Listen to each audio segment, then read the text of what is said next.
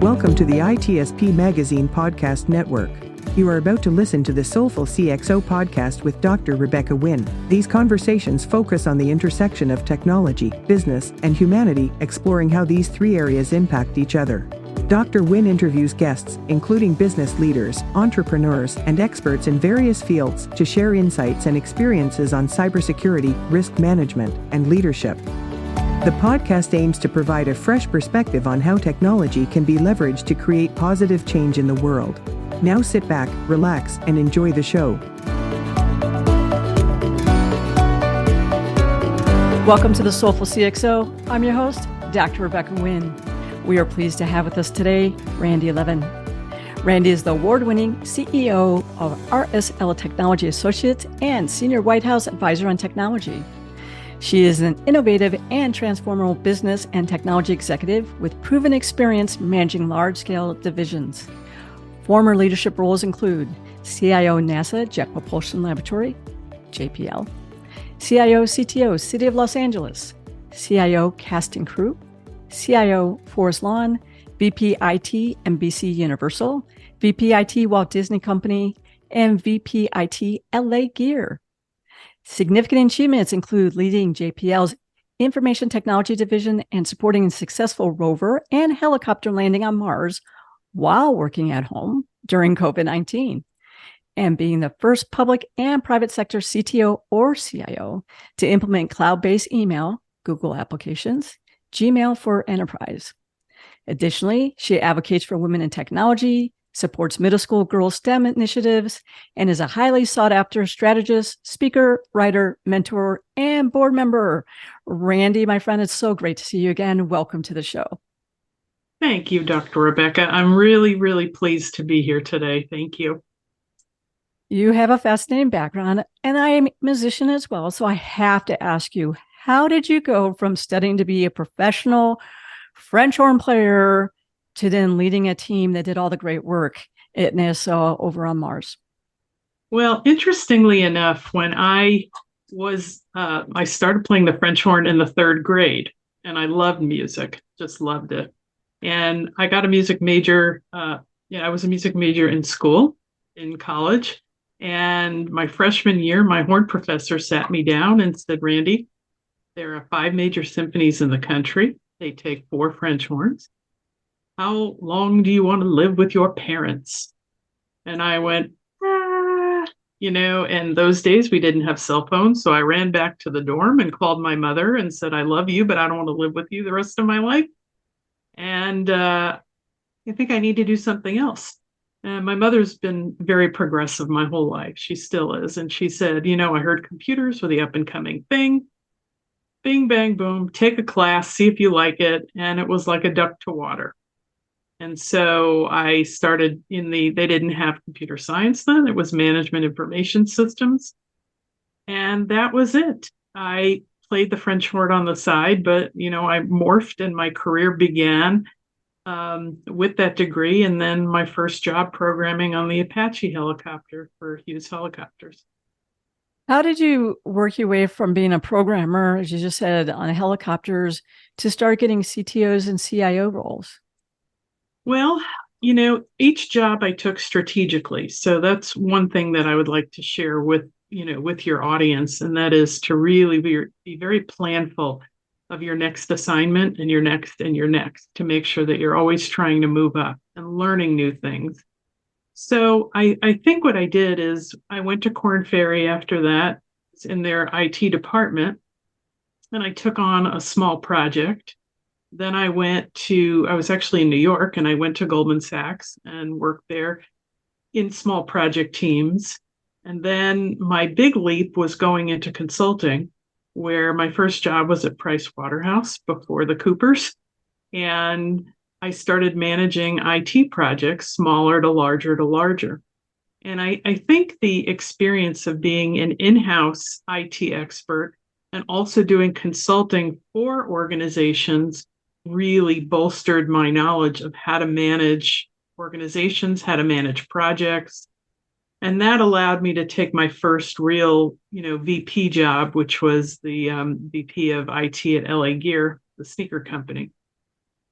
So it's been very, very planful and very strategic, and taking each position and learning as much as I could or can, even still, because everything changes every day, learning and absorbing, and then trying to apply that to the next position.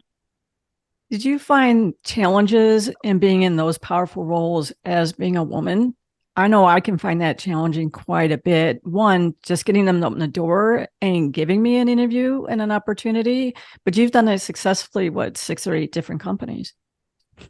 Well, I want to tell you the first story was when I graduated. In college, they say they're rolling out the red carpet for you. They want all these computer graduates. Well, that was not what happened to me. And I sent out, I don't know, 200 or 250 paper resumes then.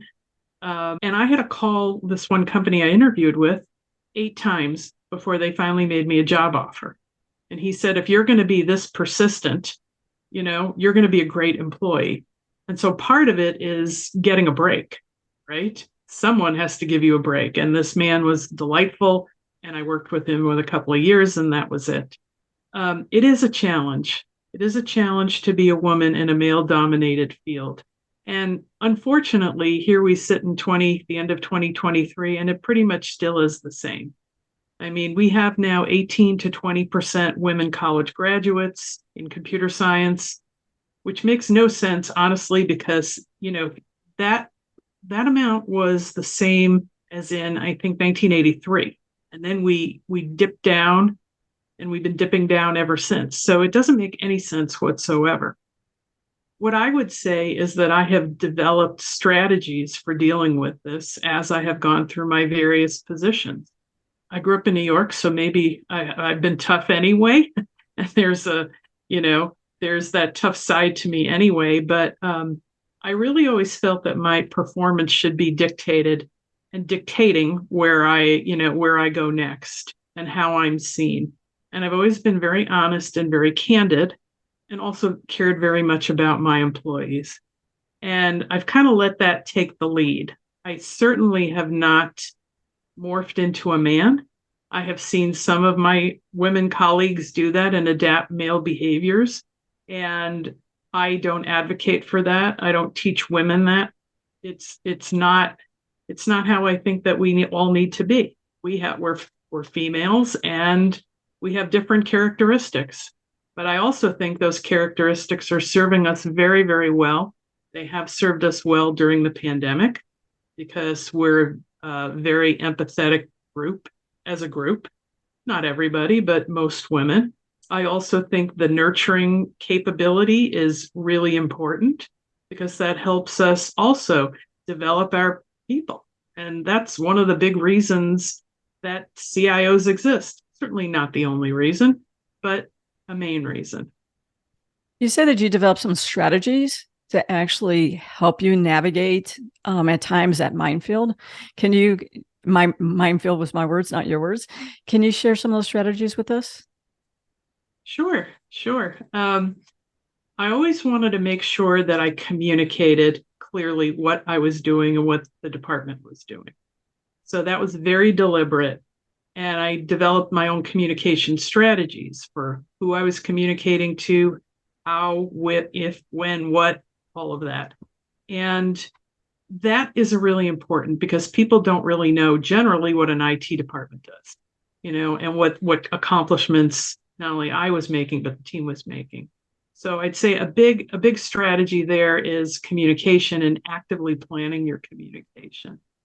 A second strategy is really to work and to build the relationships with your peers and your colleagues, because IT alone, technology alone, you can't implement by yourself. And so developing those partnerships and really building strong relationships is really key to, your success as somebody in tech. I think that's really important. So those are 2 of the things that I was doing and continue to do.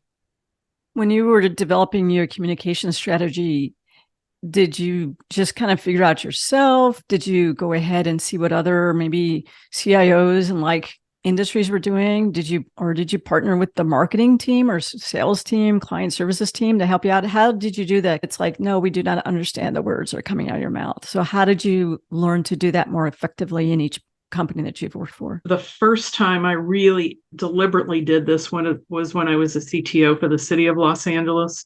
And I realized once I took that job that I'd have to go present to the city council, and that was on television.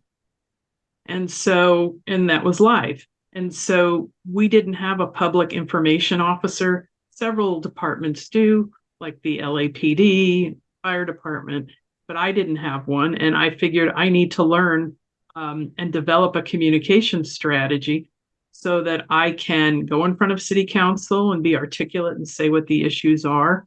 And when I met with the mayor, made sure that he understood what it is we were doing and working on. Same thing with my peers, same thing with the vendors who I consider partners. So no, there was nobody to really learn from. And unfortunately, it was trial by fire. But you know what? In a way, it was good because it really crystallized for me what needs to be done in terms of people understanding the kind of work that we do, and more importantly, the impact of the work that we are doing. So today is a little easier because internet is a lot more fruition. You can look and see what someone posted yesterday, and so you can get a feel, maybe at least what their personal brand is.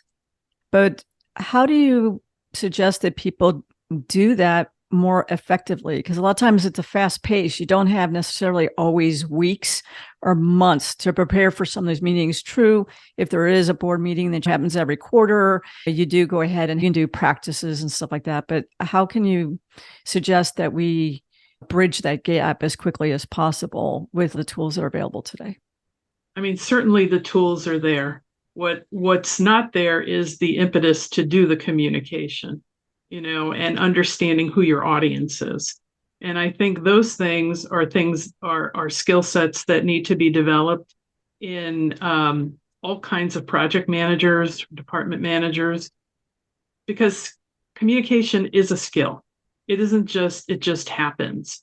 And you have to be very thoughtful before you put out these communications. And you can see today what happens. People will put stuff out on the internet and then somebody reacts to it. And then it's like, oh, I didn't mean to say that. That's not what I meant. And so I think that you have to take a step back and think, what am I trying to communicate?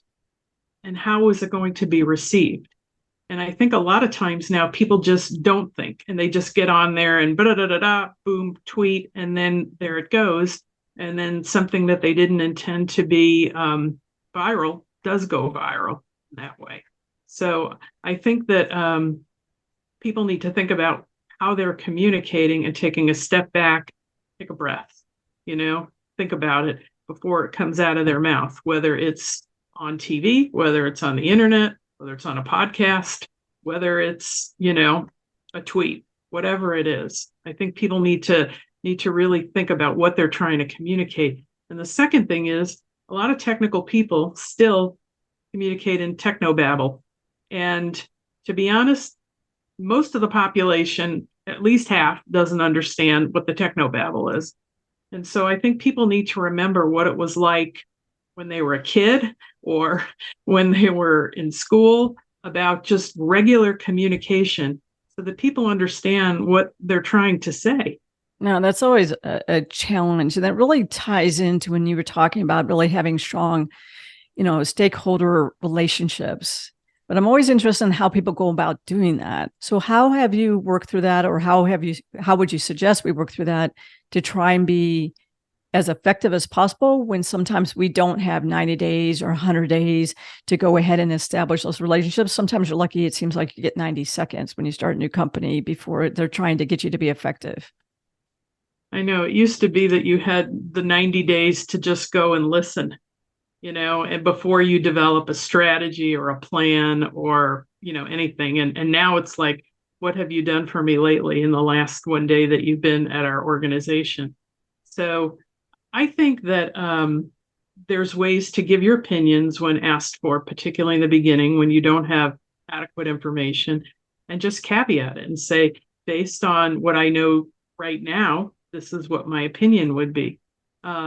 However, I don't know yet the factors and the constraints and, the culture really of this organization that might impact my recommendation.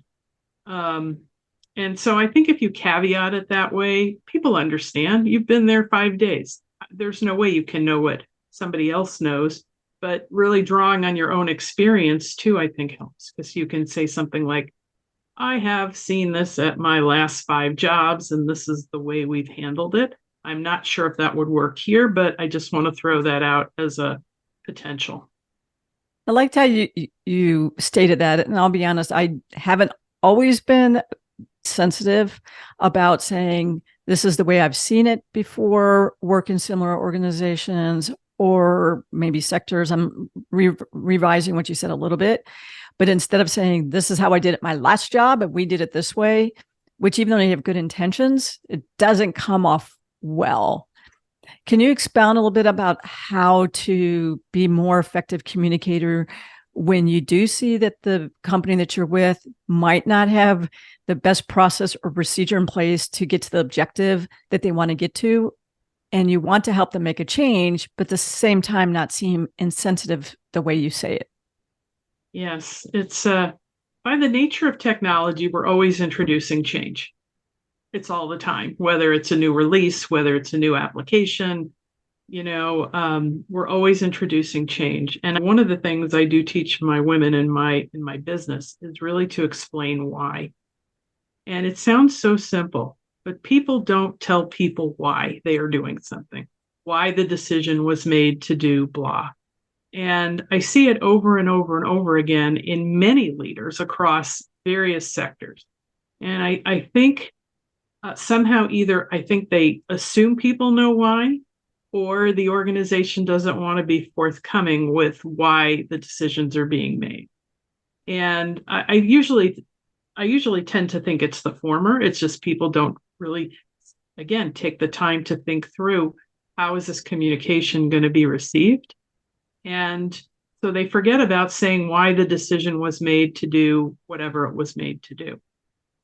And I really try and explain and be as transparent as possible. I mean, as an executive, you can't be transparent all the time because there are just things you can't discuss. But I think to the extent that you can be transparent and explain to people the thought processes that went into the decision, they may not like the decision, but at least they understood why something was decided upon, and that there is some logic, not just that it was pulled out of a hat and had no thought behind it. So I think that the communication of, not just what's happening when, all of that, but the why behind it is really important, because then people understand this is why the decision was made. Okay, I don't love it, but I get it. And they move on, rather than just sitting there going, wow, I really don't even understand any of this. I don't know why they came to this decision. I don't know why, we're doing this right now. Makes no sense. I think that what that tends to do is get the organization spinning, and you don't want them spinning. You want them producing. How would you counsel people who are in organizations that want that tactical, fix first? And I think that's wrong. You're just going ahead, and if it's a dike and it's just kind of water seeping through, you just keep putting bubble gum or your fingers blocking that, and you're not thinking of why is it happening. True, don't get me wrong, you do have to stop the water coming in, but you're never asking about why is it happening, and then what is the bigger picture to get it resolved, right? That's more the strategic. And that's one place that I always like to start when I start a new company. Is I like to look and see what is the strategic imperative of the company, what's the strategic imperative of the department. So then what we put in tactically actually is a good return on efficiency on the investment. But a lot of companies want you to go like, what do we just need to buy to get or fix? And so it's the how, but they are missing the why. How do you suggest that the people out there, whether CIOs, CTOs, or maybe they're CISOs or someone else like that, work with that? Because I think that's part of the reasons why a lot of companies maybe get breached now. They're just looking for the solution of the day. I think you're absolutely right. I think you're spot on. most of the organizations that I have been involved with, I develop a strategic information technology plan. And I really think that that is quite important. And it's a skill set, again, that needs to be developed in people. And that really ties together the organization's vision, strategy with then the technology strategy. And then you can go execute upon that. And it's a strategy. It changes and plans change, but at least you have an overall direction. Certainly, if you're in an emergency, you go for the tactical fix so that you can get out of your emergency situation. But hopefully that's not the norm. Those are more of the exceptions. So that you should be able to plan and do it at a strategic level. Now, does an organization always want to fund the strategic direction? No, they don't. And that's happened numerous times in my career. But then it's incumbent upon people like myself, you, Rebecca, to just bring up the pros and cons of those approaches. And, who knows? It might break again. There might be other factors there that may cause it to break again. But at least you've put it out there. At least they're aware. So if it happens again, or something else breaks, then at least you've put it on the record that, this is what you were doing and that there were risks associated with that approach. Yeah, I've seen that quite a bit in the job descriptions that have come out this whole past year. I know on LinkedIn, there's a group of us who actually capture the ones like, what are they talking about? Where you see whether it's CISOs, CIOs, or CTOs, especially CISOs right now, where I'm seeing we've really shifted to the left.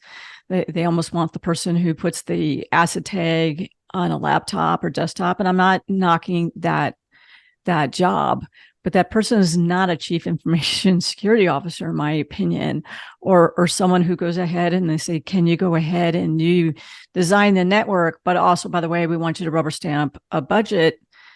I don't believe that's really what a CTO is either. Why do you think it seems like our profession in technology is being degraded quite a bit? And I think that's why a lot of us are finding a challenge staying in or changing jobs because of that. What's your viewpoints on that?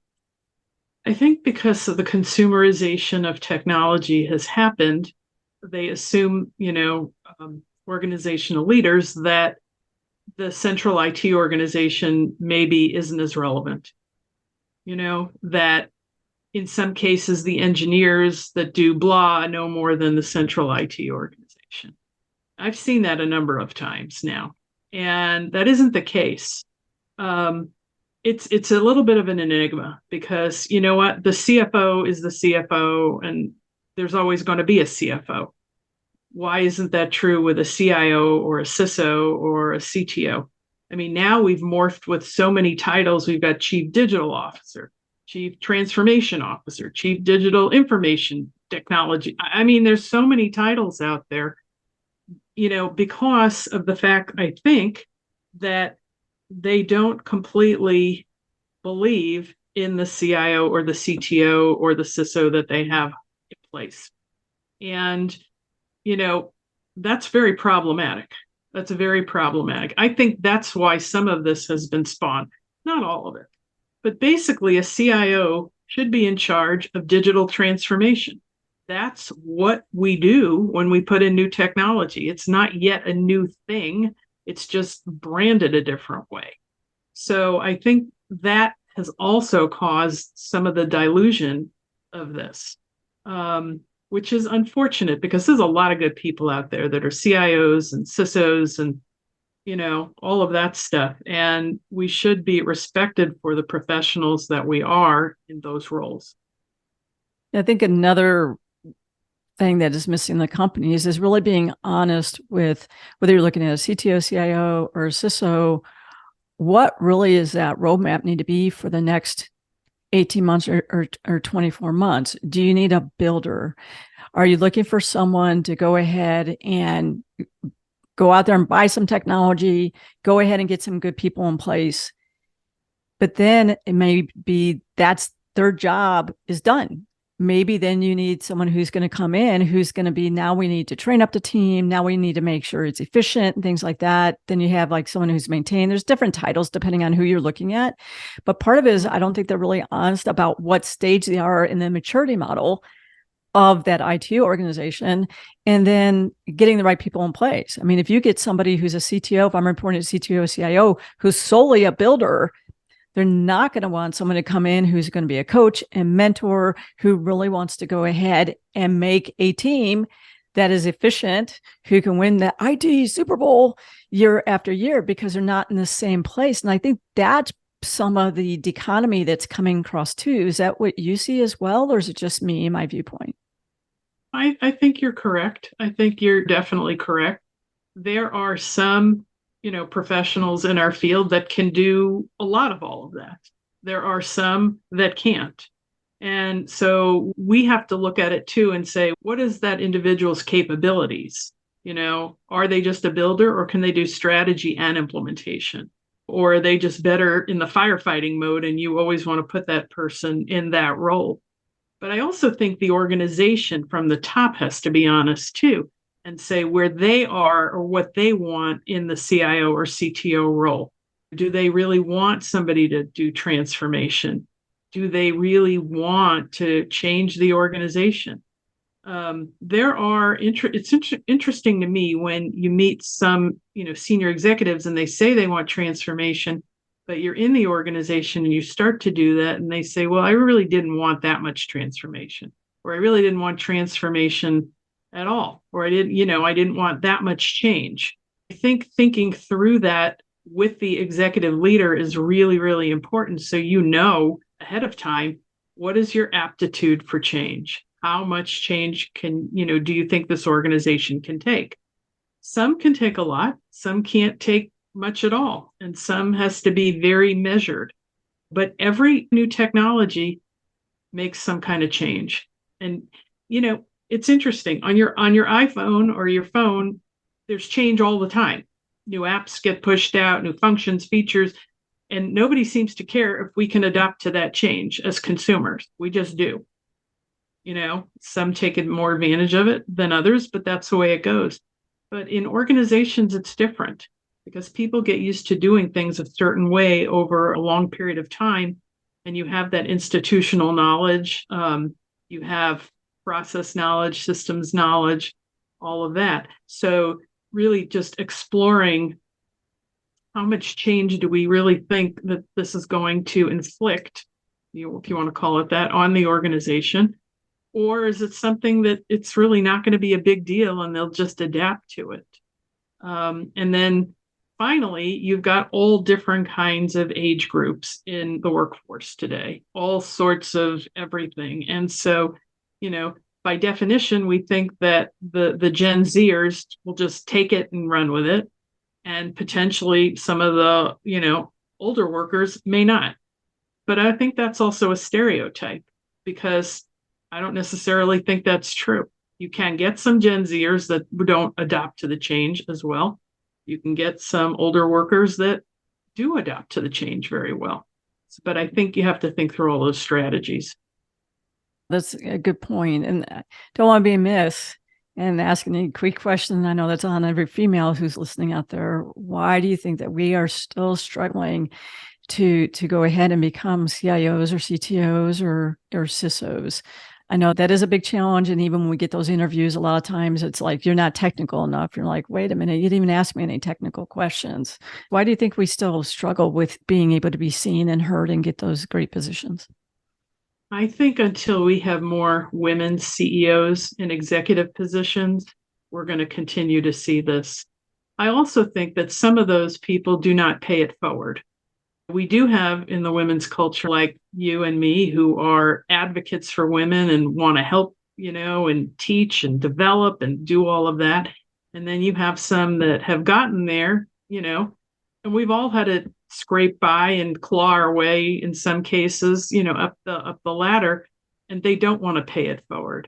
And so I think that it's important that women that are in these leadership positions foster the other people in their organizations at the lower levels and do mentorship, do development, do training, do all of those things to foster an inclusion, of these women in their organization. I also will say that when you look at what happens in middle school, particularly, that is where the continental divide occurs. And either the girls want to go into STEM or they want to be a social influencer. We're not getting them into computer science. And even with all the programs we have, Girls Who Code, all of those things, it's still a struggle. So we've got a pipeline problem still getting into the field. And then we have a problem once women are in, keeping them, allowing them to stay and thrive. We have now 50% of women by age 35 that are dropping out of the field of technology. To me, that's an epidemic. Randi, unfortunately, our time has totally flown by.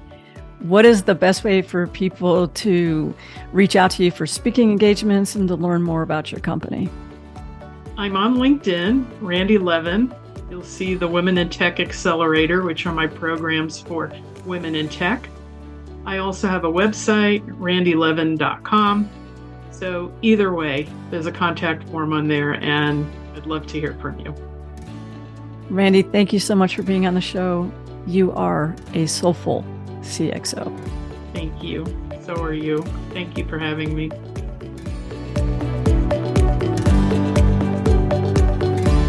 We hope you enjoyed this episode of Soulful CXO podcast with Dr. Rebecca Wynn, part of the ITSP Magazine podcast network.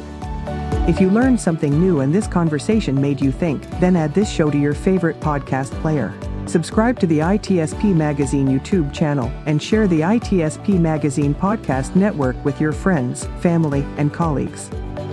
If you represent a company and wish to connect your brand to our conversations and our audience, visit itspmagazine.com to learn how to sponsor one or more of our shows. We hope you will come back for more stories and follow us on our journey.